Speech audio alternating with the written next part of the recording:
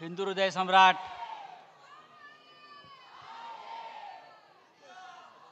शिवसेना प्रमुख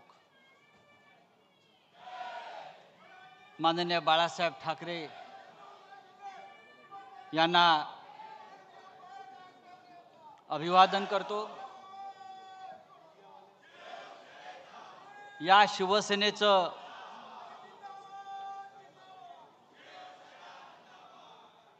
रोपटं नव्हे त्यांनी झाडच लावलं होतं आणि त्या शिवसेनेला 59 वर्ष आज होत आहेत। देशाच्या राजकारणातला हा एक चमत्कार आहे।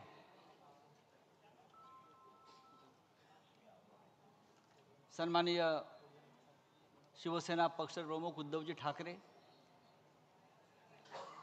युवा सेना प्रमुख आदित्यजी ठाकरे, व्यासपीठावरील सर्व शिवसेनेचे मान्यवर नेते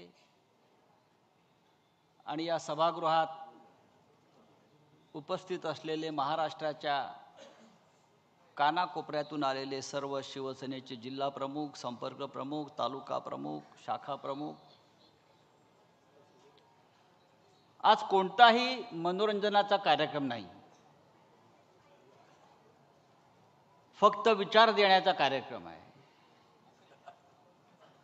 मनोरंजनाचा कार्यक्रम ठेवण्याचं फार कारण दिसत नाही, कारण आपलं मनोरंजन करण्याची जबाबदारी या सरकारने घेतलेली आहे।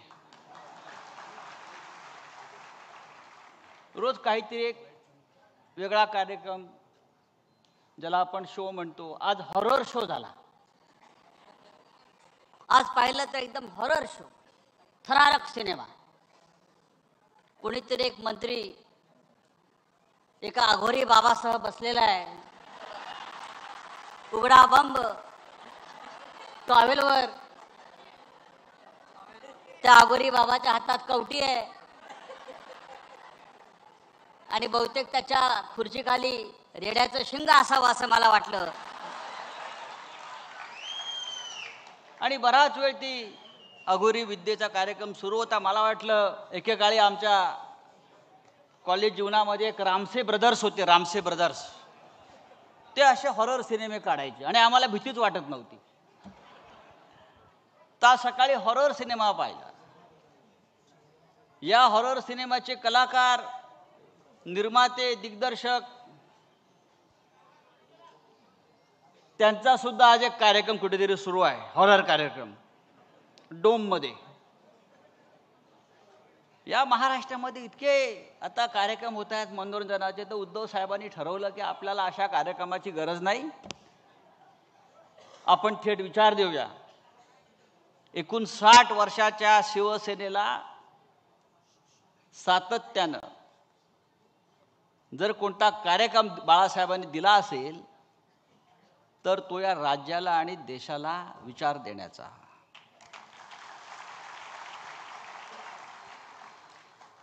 मगाशी अंबादास दानवे या राज्याचे विरोधी पक्षनेते यांनी मराठवाड्यामध्ये त्यांनी जो कार्यक्रम केला आंदोलनाचा, शेकडो गावात, असंख्य तालुक्यात, गाव पातळीवर, क्या हुआ तेरा वादा, क्या हुआ ओ कसम ओ इरादा।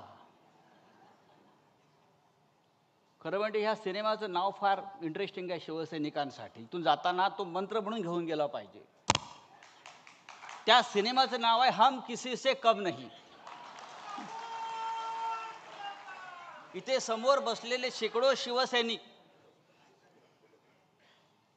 त्यांनी आपल्या मनाशी एक आत्मविश्वास, एक निर्धार आणि एक जिद्द पक्की ठेवली पाहिजे कि हम किसी से कम नहीं, शिवसेना किसी से कम नहीं। हिंदू हृदय सम्राट बाळासाहेब ठाकरे यांनी या शिवसेनेची स्थापना केलेली आहे। आज मुंबईत मगाशी आपण म्हणालात ते इकडे तिकडे होर्डिंग लागलेले आहेत। ज्यांचा जन्म 2 वर्षापूर्वी झाला, आपण बरोबर म्हणालात अंबादासजी, त्यांनाही वाटतं आपण 59 वर्षाचे झालो। आता या मुंबईमध्ये त्यांच्या पक्षाचा स्थापना सोहळा करणं हा मराठी माणसाचा अपमान आहे. त्यांचा स्थापना सोहळा सुरतला व्हायला पाहिजे.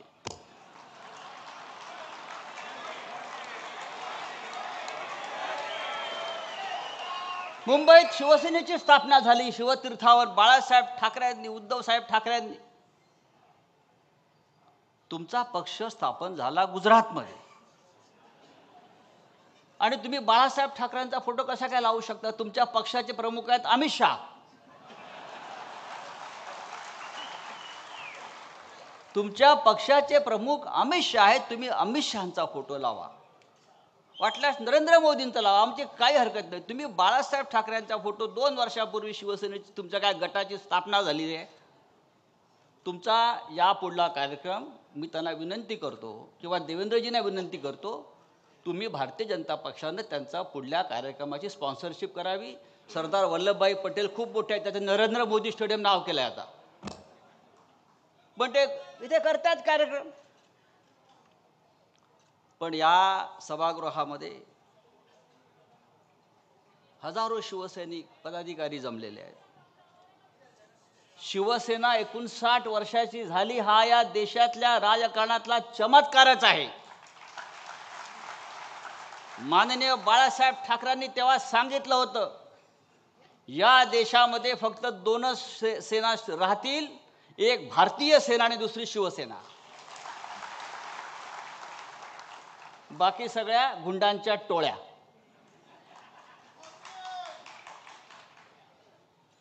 – 59 वर्षाची शिवसेना ही आजही विचारानं तरुण आहे. डोंगर कधी म्हातारा होत नाही आणि तुफानाचं वय मोजायचं नसतं आणि वाघ कधी शरण जात नाही आणि वाघ कधी गवती खात नाही. आता हे जे स्वतःला वाघ समजणारे जे लोक आहेत ते अमित शहाचं गवत खात आहेत, मोदींचं गवत खात आहेत.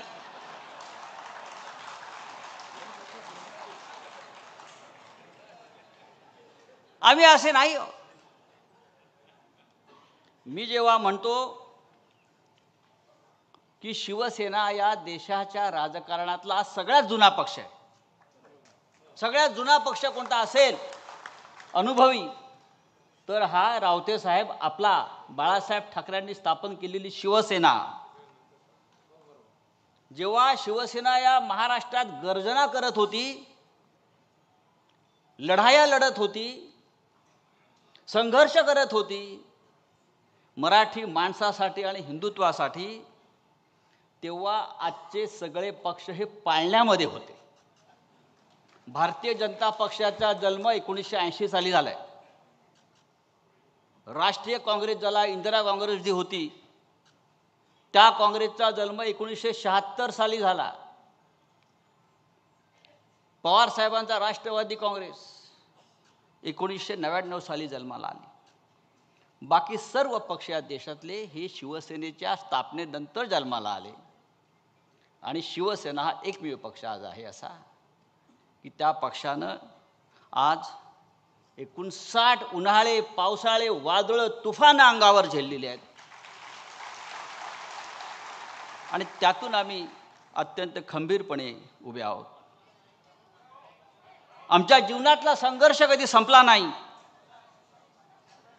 संघर्ष आमचा ऑक्सिजन आहे, संघर्ष आमचा प्राणवायू आहे. याचं कारण असं आहे, हा पक्ष भ्रष्टाचाराच्या आणि ठेकेदारांच्या पैशावर उभा राहिला नाही, तर शिवसैनिकांच्या रक्तावर, घामावर आणि संघर्षावर उभा राहिलेला आहे. गेल्या 4 वर्षात काय कमी संकट आली, पण असंख्य संकट आली. गेल्या 59 वर्षात, 60 वर्षामध्ये शिवसेना प्रमुखांच्या डोळ्यासमोर त्याने घडवलेली माणसं सोडून गेली. माननीय उद्धव साहेबांनी ज्याला मोठी मोठी पदं दिली ते सोडून गेले. माननीय बाळासाहेब असतील, माननीय उद्धवजी असतील, मी नेहमी सांगतो, आपण माकडांची माणसं केली. ठाकरेंनी माणसांची माकडं केली. त्या माणसांना माकडांची माणसं केली. त्या माणसांना सरदार सुद्धा आपणच बनवलं आणि त्या सरदाराने आमच्या पाठीमध्ये घाव घातलेले आहे. हे आम्ही सातत्याने पाहतो. आणि इतक्या हल्ल्यानंतर सुद्धा ही शिवसेना कधी झुकली नाही, वाकली नाही, कुणाच्या चरणाशी बसली नाही.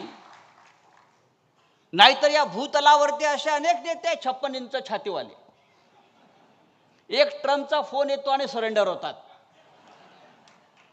आमच्यावर सुद्धा, माननीय उद्धव साहेबांवर सुद्धा, आमच्या नेत्यांवर सुद्धा असे अनेक फोन, असे अनेक दबाव आमच्याकडे आले, पण आम्ही झुकलो नाही. सरेंडर होने का काम नरेंद्र और देवेंद्र का है, हमारा नहीं. हम लढने वाले लोग हैं. या देशात काय चाललंय? भारतासारख्या महान देशात जो काश्मीर आपला एक महत्वाचा आमचं अंग आहे देशाचं, महाराष्ट्रासह देशातले असंख्य पर्यटक जातात पहलगावमध्ये. तिथे 4 अज्ञात लोक शस्त्र घेऊन येतात, बंदुका घेऊन येतात, धर्म विचारतात आणि धर्म विचारून आमच्या 26 माय भगिनींचं माथ्यावरचं कुंकू पुसतात, सिंदूर उजाड करतात. अख्ख्या देशामध्ये हलकल्लोळ माजतो, हाहाकार माजतो, आक्रोश होतो. पण त्या पहलगावच्या हल्ल्याला 2 महिने होऊन गेले तरी त्या 4 अतिरेक्यांचा शोध हे 56 इंचाचं सरकार घेऊ शकलं नाही. कुठे गेले ते 4 अतिरेकी? कुठे गेले ते 4 दहशतवादी? तुम्ही पाकिस्तानवरती बॉम्ब टाकलात, मिसाईल टाकलं, सगळं केलं, दाखवलं, मग माघार घेतली. पण मुख्य प्रश्न कायम आहे. ते 4 अतिरेकी ज्यांनी आमच्या माय भगिनींचं कुंकू पुसलं, ते जमिनीत गडप झाले, हवेत अदृश्य झाले, आकाशात गेले, पाताळात गेले. गेले कुठे याचा शोध या देशाच्या गृहमंत्र्यांना अजून घेता आला नाही. आणि तुम्ही आम्हाला शौर्याच्या आणि राष्ट्रभक्तीच्या गोष्टी सांगता. कशा करता? उद्धव साहेबांचं मला अभिनंदन करायचं आहे. ऑपरेशन सिंदूर सुरू झालं, देशावर हल्ला झाला. उद्धवजींनी सगळ्यांना आम्हाला सांगितलं, खासदारांना सांगितलं, नेत्यांना सांगितलं, हा देशावरचा हल्ला आहे, हे देशावरचं संकट आहे. आपल्यातले सगळे मतभेद विसरून सरकार जी कारवाई करते आहे, जी कृती करते आहे, आपण त्यांच्या मागे ठामपणे उभं राहायला पाहिजे. हीच आपली राष्ट्रभक्ती आहे. आणि आम्ही सगळे त्या पद्धतीनं काम करायला लागलो. पण राजकारण कोणी सुरू केलं या हल्ल्याचं? तर भारतीय जनता पक्षानं सुरू केलं. ऑपरेशन सिंदूरच्या नावाखाली आज मतं मागितली जात आहेत. ही आमच्या माय भगिनींचा पुसलेला कुंकवाचा अपमान आहे. मी आपल्याला सांगतो, आम्हाला असं वाटलं की मोदींनी आता लढण्याची जी सुरुवात केली आहे पाकिस्तानबरोबर, आता पाकिस्तानचे 4 तुकडे करूनच आमचं सैन्य मागे येईल. आता इस्लामाबाद, कराची, लाहोर, बलुचिस्तानवरती तिरंगा फडकवून आमचं सरकार मागे येईल. पाकिस्तानातील सगळे दहशतवादी अड्डे उद्ध्वस्त करून आमचं सरकार, आमचं सैन्य मागे येईल, शांत राहील. पण काय दुर्दैव या देशाचं. आमचं सैन्य आक्रमण पुढे पुढे जात असताना, हवाई दल हल्ले करत असताना अमेरिकेतून एक फोन येतो प्रेसिडेंट ट्रम्पचा, आणि त्या एका फोननंतर हा भारत दहशतवादाविरुद्धची लढाई थांबवतो आणि माघार घेतो. आणि ही माघार का घेतली हे नरेंद्र मोदी आजही आम्हाला सांगू शकलेले नाही. आणि आज तेच प्रेसिडेंट ट्रम्प पाकिस्तानच्या लष्कर प्रमुखाला त्याच्या व्हाईट हाऊसमध्ये जेवायला बोलवतात, डिनरला बोलवतात आणि बोलतात, आय लव्ह पाकिस्तान. हे नरेंद्र मोदींचे मित्र. आणि आम्हाला राष्ट्रभक्ती शिकवताय, आम्हाला हिंदुत्व शिकवताय. आमच्या हिंदुत्वावरती तुम्ही प्रश्नचिन्ह उभा करता, आमच्या राष्ट्रभक्तीवरती प्रश्नचिन्ह निर्माण करता. या देशामध्ये डी कंपनीचं राज्य सुरू आहे. डी कंपनीचं राज्य सुरू आहे. दिल्लीमध्ये डी म्हणजे डरपोक, आणि महाराष्ट्रातलं डी म्हणजे डायरेक्ट डी, ज्याला तुम्ही डी डी म्हणता. या डी कंपनीचे, या मुंबईतले, महाराष्ट्रातले अंडरवर्ल्डचे सगळे लोक भारतीय जनता पक्षानं आपल्या सरकारमध्ये घेतले आहेत. त्याच्यामुळे हे सरकार डी कंपनी चालवते आहे.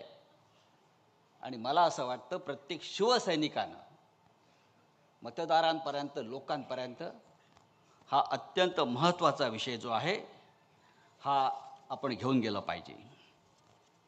शिवसैनिक कधी खचणारा नाही. बाळासाहेब ठाकरेंनी जी आम्हाला प्रेरणा आणि ऊर्जा दिलेली आहे ती अशी कच खाणारी नाही आहे. आम्ही लढणारे लोक आहोत आणि आम्ही लढत राहू. आमचा नेता सन्माननीय उद्धव ठाकरे हा सुद्धा रणमैदानात उभा राहून सगळी आव्हानं झेलत आमच्याबरोबर लढतो हे लक्षात घ्या. जाता जाता मी इतकंच सांगेन, उद्धव साहेब, हे चित्र आपण पाहिलं असेल, हा उत्साह आपण पाहिला असेल. महाराष्ट्रात शिवसेनेचे नेते जिथे जिथे जात आहेत त्या प्रत्येक ठिकाणी शेतकरी, कष्टकरी, कार्यकर्ते हे जमा होत आहेत. कालच्या विधानसभेच्या निकालावर त्यांचा आजही विश्वास नाही आहे, पण तरीही ते लढण्यासाठी उभे आहेत. आपलं नेतृत्व त्यांना हवं आहे आणि संघर्ष करण्याची त्यांची तयारी आहे. शिवसेनेचा पुढला विजयाचा मंत्र कोणता असेल तर लक्षात घ्या, संघर्ष हाच आमच्या विजयाचा मंत्र आहे आणि आम्ही संघर्ष करण्यासाठी तयार केला पाहिजे. हिंदीमध्ये एक प्रसिद्ध कवी आहेत गोपालदास नीरज म्हणून. त्यांच्या फक्त 2 ओळी मी ऐकवतो आणि माझा विषय संपवतो. अत्यंत प्रेरणादायी आहे. जेव्हा जेव्हा माझ्यासारख्या माणसाला असं वाटतं की आता सगळं काही संपत आहे, तेव्हा मी त्या नीरजच्या कवितांचं पुस्तक काढतो आणि त्या 2 ओळी वाचतो. नीरज म्हणतात, है बहुत अंधियारा अब सूरज निकलना चाहिए, है बहुत अंधियारा अब सूरज निकलना चाहिए, जिस तरह से भी हो मौसम बदलना चाहिए. रोज जो चेहरे बदलते हैं लिबासों की तरह, रोज जो चेहरे बदलते हैं लिबासों की तरह, अब जनाजा जोरों से उनका निकलना चाहिए. कळलं कोणाचा जनाजा काढायचा? अब भी कुछ लोगों ने बेची नहीं है अपनी आत्मा, अब भी कुछ लोगों ने बेची नहीं अपनी आत्मा, ये पतन का सिलसिला कुछ और चलना चाहिए. फूल बनकर जो जिया वो यहाँ मसल गया, फूल बनकर जो जिया वो यहाँ मसल गया, जिस्त को फौलाद के साँचे में ढलना चाहिए. छीनता हो जब तुम्हारा हक कोई, छीनता हो जब तुम्हारा हक कोई, उस वक्त तो आंख से आंसू नहीं शोला निकलना चाहिए. ही शिवसैनिकांसाठी प्रेरणा आहे. आपण चिडलं पाहिजे, आपण संतापलो पाहिजे. आणि हा संताप आणि चीड अन्यायाविरुद्ध आहे, आमच्यावर झालेल्या अन्यायाविरुद्ध आहे. निवडणूक आयोग ठरवू शकत नाही, अमित शहा ठरवू शकत नाही शिवसेना कोणाची आहे. उद्या आम्ही ठरवू अमित शहा या देशात राहील की देशाच्या तुरुंगात राहील. जय हिंद, जय महाराष्ट्र.